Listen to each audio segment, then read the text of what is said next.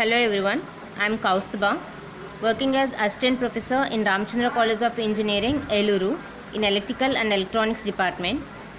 In this video, I am going to discuss about electric heating. We all know the early man was produced heat by striking two stones one with another. Right? After that, heat produced by combustion of sticks.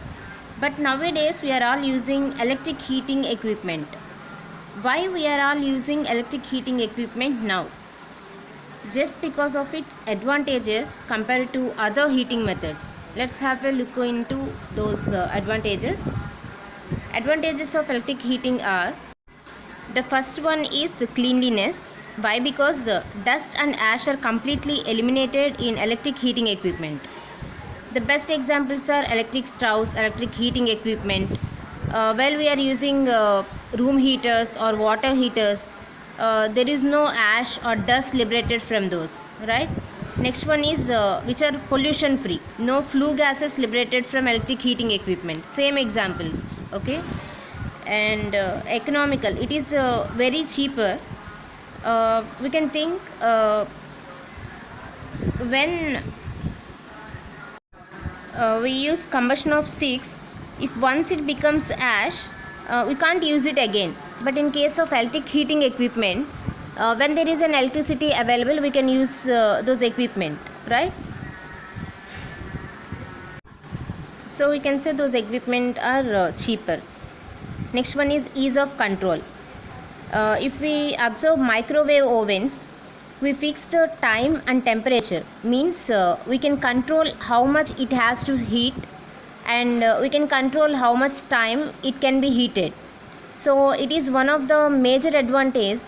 We can control the heating of any substance.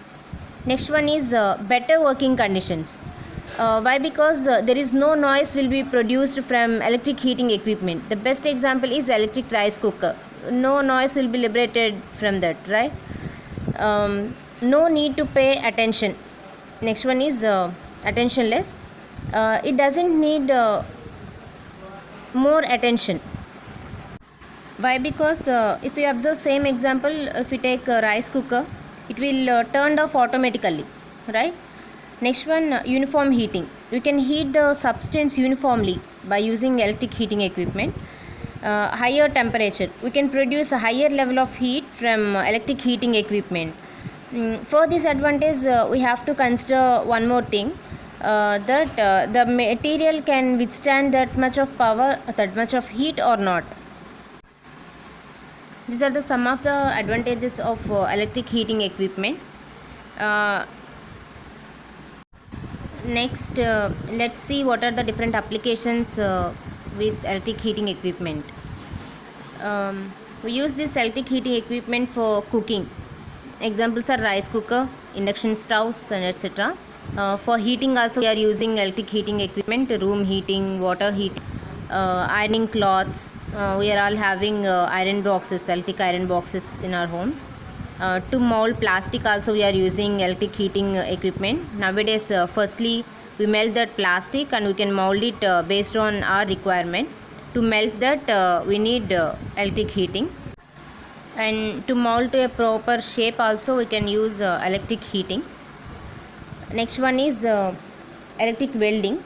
We can see it in welding shops, and to melt metals also we can use electric heating. Okay, up to now we discuss about why electric heating is familiar, but what is meant by electric heating? Electric heating is nothing but conversion of electrical energy into heat energy. See here, I connected a resistor across voltage source.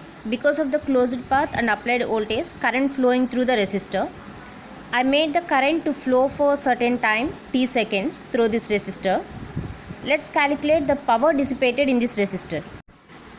As we know, the power calculated by multiplying the square of the current passing through it and resistance, I square R. And let us calculate the energy consumed by the resistance. So the energy consumed by the resistance is power into time. So energy is equal to I square RT. So according to Joule, This energy can be liberated from the resistor in the form of heat.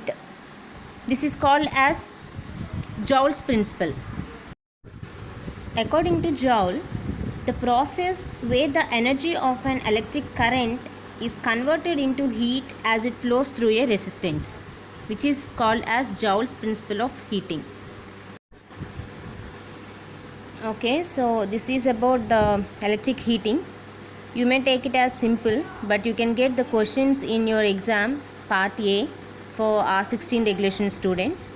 Like the questions, list out the advantages, list out the applications, and what is meant by electric heating, and state Joule's law, like this. You may see it on screen also.